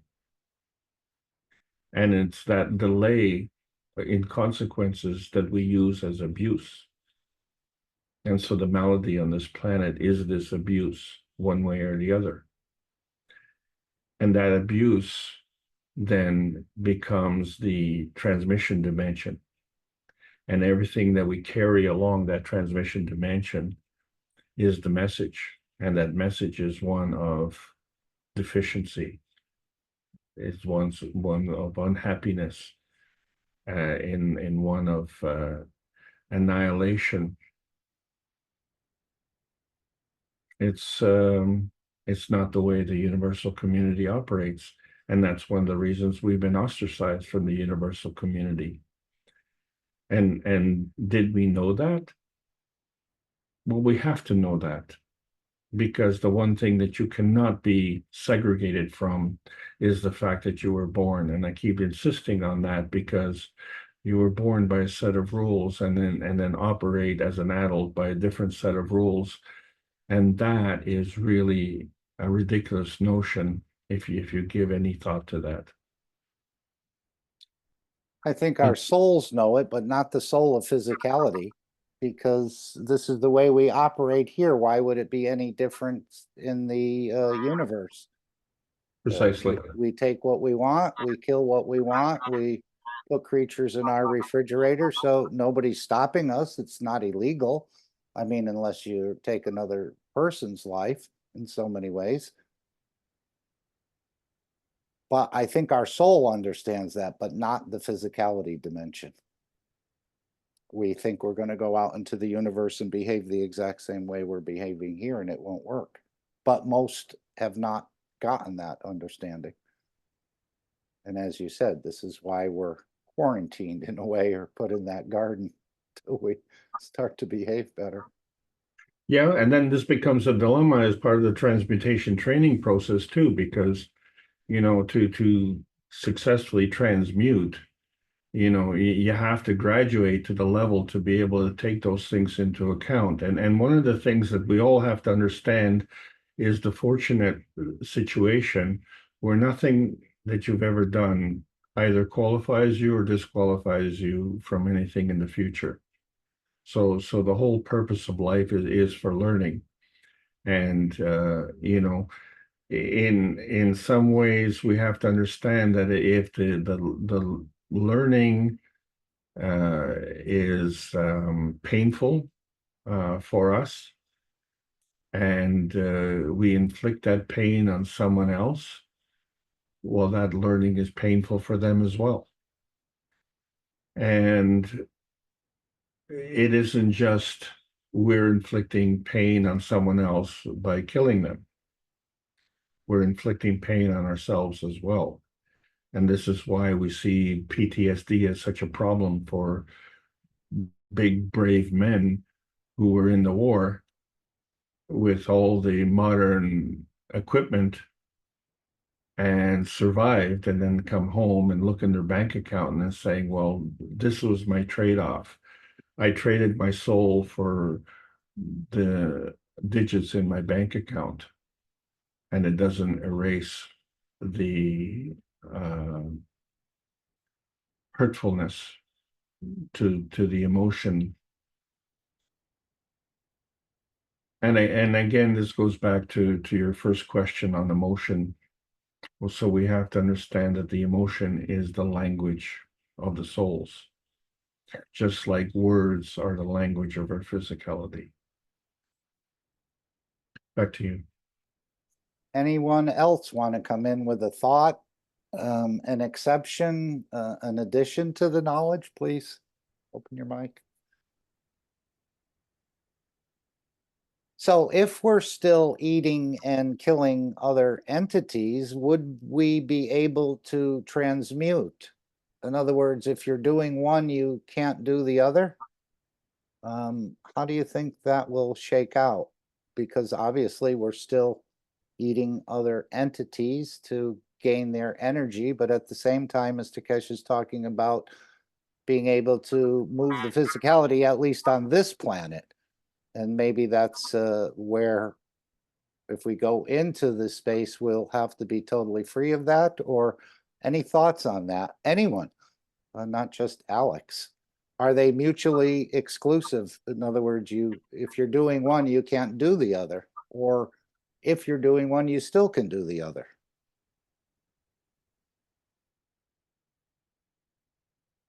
I ask myself that question every day. and I just cannot find a suitable answer. No question. No problem. No, I'm just saying that this is a personal dilemma. Yeah. Mm-hmm.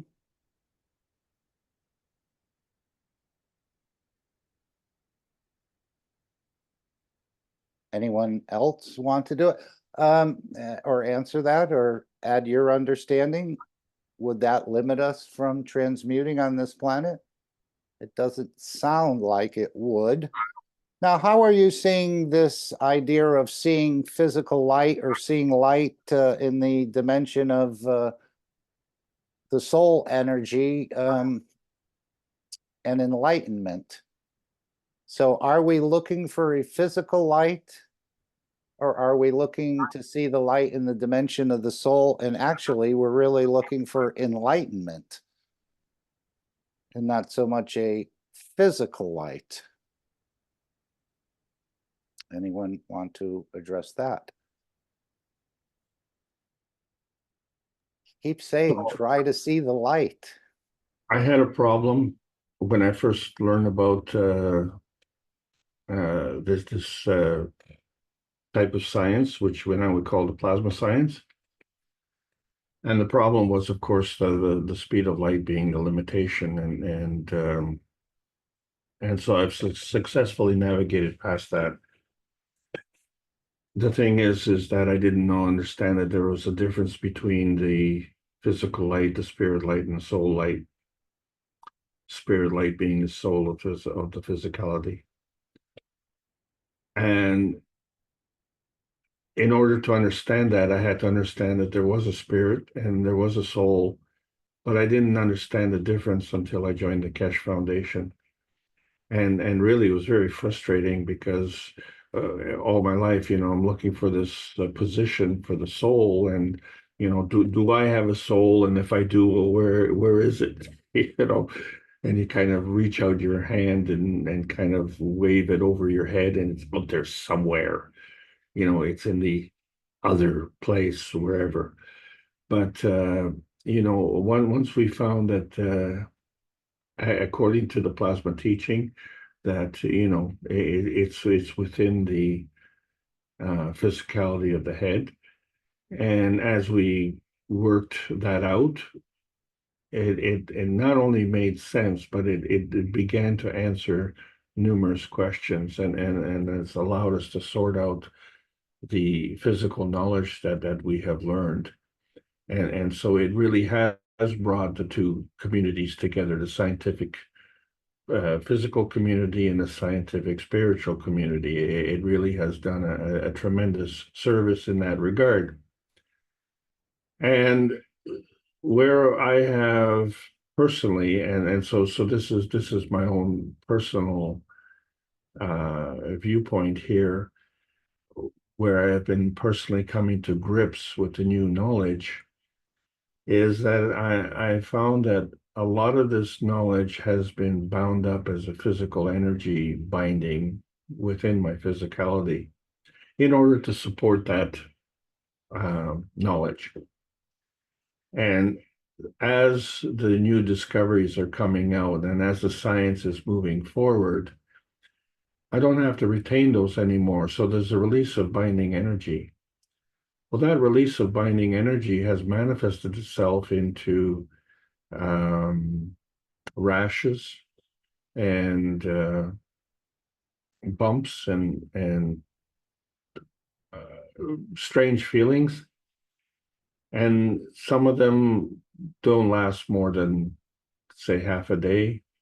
Some of them last a little bit longer because some of them open the floodgates, if you will.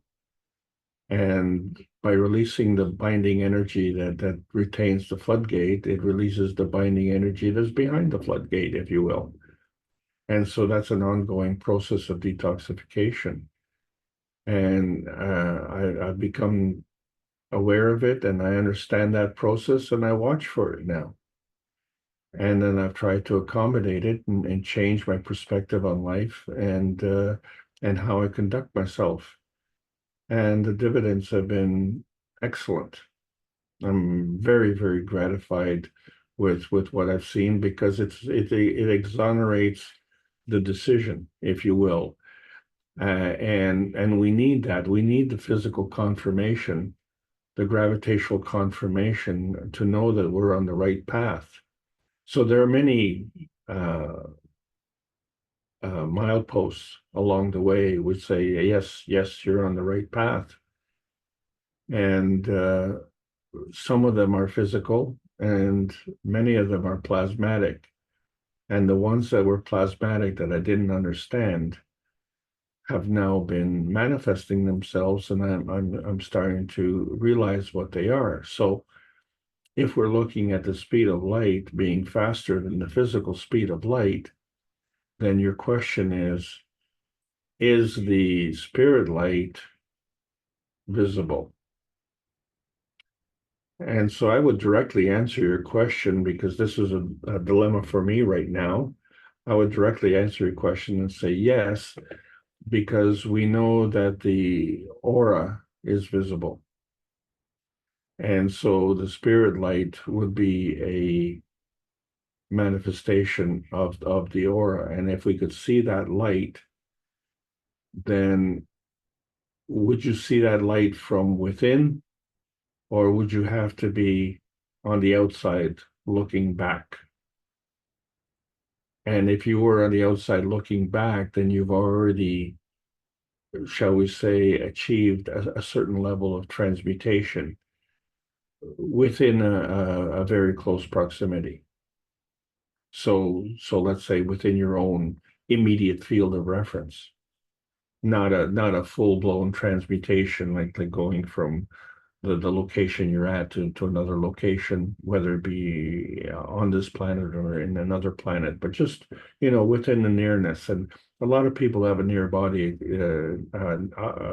what they call a near-death experience and an out-of-body experience. That's basically what happens. They pull up out of their body and they look at themselves as they're sleeping.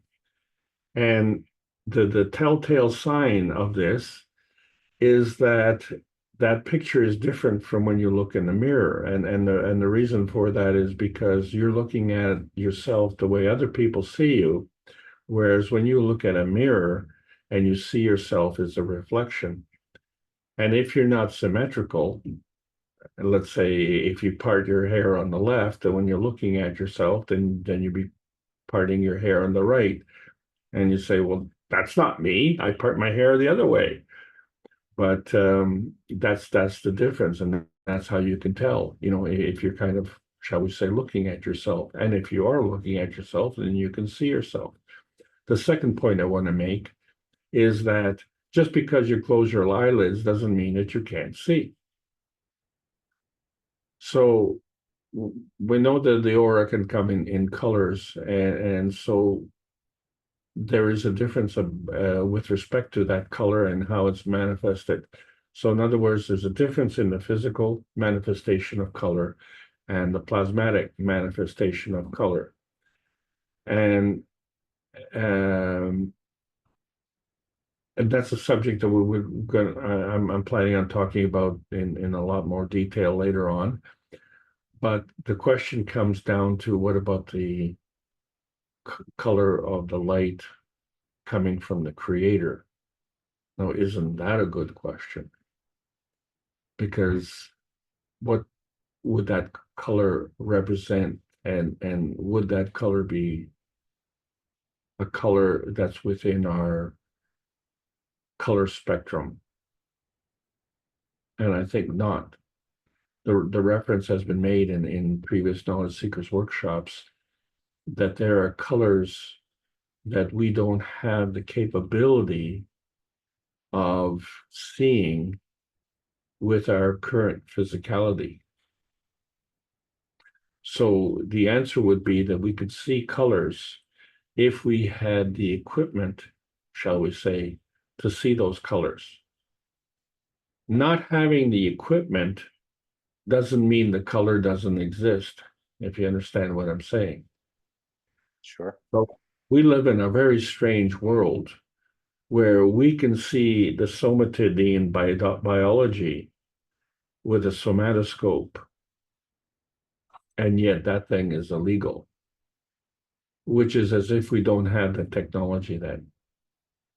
And so the reason the somatoscope is claimed to be illegal is because the image is created from the amalgamation of two different light sources and how they come together. Now, where do we see a similarity of this? Right now, we see in the total collapse of the semiconductor industry in the United States, because the advanced science that has achieved advanced semiconductors is forbidden from being sold into the largest market in the world, the Chinese market. And so the difference between having advanced technology and not being able to use it, and not having advanced technology, is zero. The net effect is zero. And you might as well not have it. You either have it and use it, or you don't have it and lose it. And this is the fallacy. What kind of logic do we have with the promotion of advancing technology and then denying the practical application of it? I'm having trouble with that concept. And so, we can't overcome that weak concept, and yet we want to understand how we can see the light from the creator. This is the divergence of attention that we're having on this planet. So the understanding comes that if we could see the light from the creator, in other words, using the equipment that we have failed to recognize, to see that light. And as gentleman Raoul said, and I think Ike also said, that becomes a constituent of the mind light in the mind's eye. That's where the equipment lies. And if in the mind's eye that you can see that, then we have to understand the advanced science and how that manifests. The key to understanding it is the manifestation of the inertia field that comes from the interaction of two plasma fields. Back to you, Mark. Thank you, Alex. Anyone else want to bring a question in? Even if you think it's not appropriate or sounds like you don't know what you're talking about, or maybe you do, feel free to open it. Okay, Alex, you spent a lot of time talking about quarks or up quarks, down quarks. Is this all part of the quantum physics? Yeah. Okay, and Mr. Kesh, what did he say about quantum physics? It was a fancy way of co-opting the plasma technology to make it sound like it's something different, or make it sound like it's something new, when he said it was really in a way, a plasma technology, but hidden to make it look like it's something else. Yeah. Well, the ultimate failing of the quantum physics is the Big Bang theory, isn't it? And I've always said that Big Bang is the jaws hitting the desk, of shock when they find out The truth. truth. Yeah.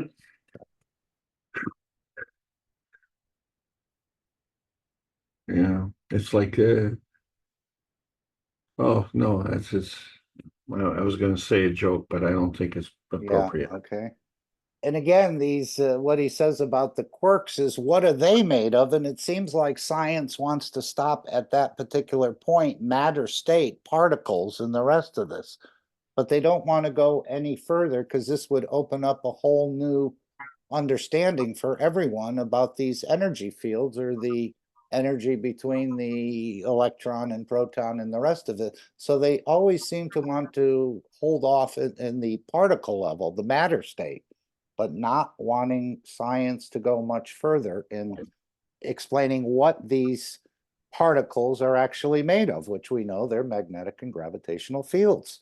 And when we say the magnetical field, Alex, now sometimes we might be just referring to a magnetical field, but most of the time when Mr. Kesh refers to magnetic fields, isn't he referring to magnetical and gravitational plasmatic fields? That's correct. Yeah. Yeah, so what was shocking to me is that basically we caught them with the hand in the cookie jar, because the electron is missing from the quarks. I thought you mentioned something about an electron. Yeah, it's it's I thought it was part of one of your backgrounds had something, or you mentioned something about electrons. Or was it a missing electron that I missed? all commonly observable matter is composed of up quarks, down quarks, and And electrons. electrons, okay. So So it's not missing the electron, is it? yeah, it's completely missing the electron, because a hadron is a combination of quarks. And that is of which they're only acknowledging protons and neutrons. Look, to get to the quark level, you have to segregate the electron from the atom.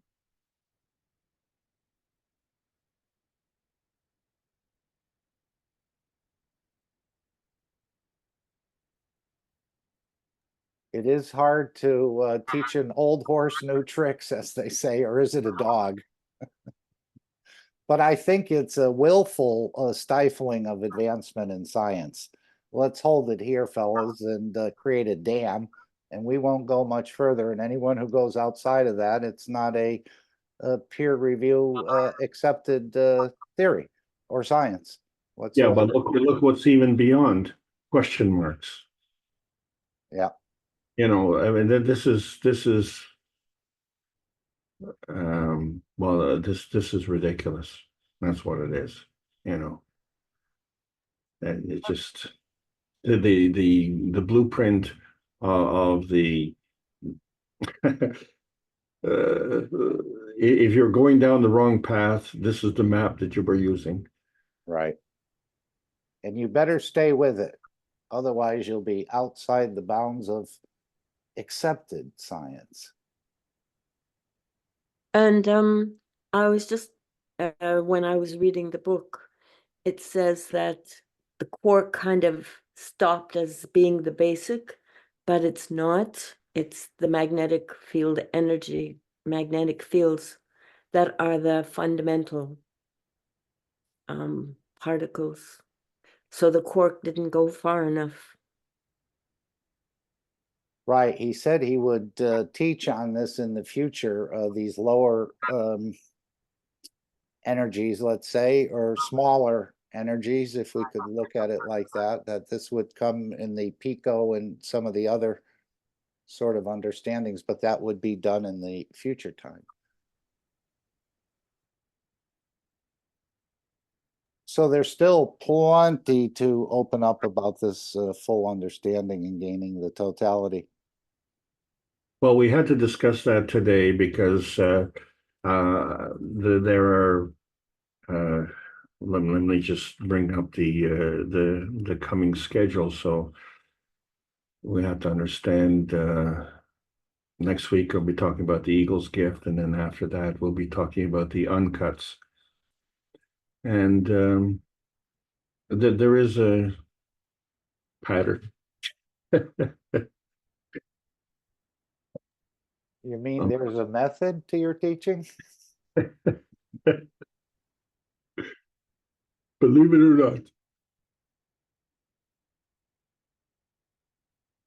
Very good. Any other thoughts? Anyone want to bring? Understanding, anything else anyone wants to share about their session? Perhaps you've been wanting to say something, but didn't think it was the appropriate time. Feel free to share it with the others. It may open something up for them. Sometimes we think that way, and I do the same. I think I should say something, and then a day or a week later, I hear somebody saying exactly what I should have said a week ago. Well, I want to thank everybody for allowing me to make these presentations, and I hope you're enjoying them. So look forward to seeing you all next week on this. Okay, very good. And thank you for your beautiful aspect of the I Ching. I always wondered. It's amazing.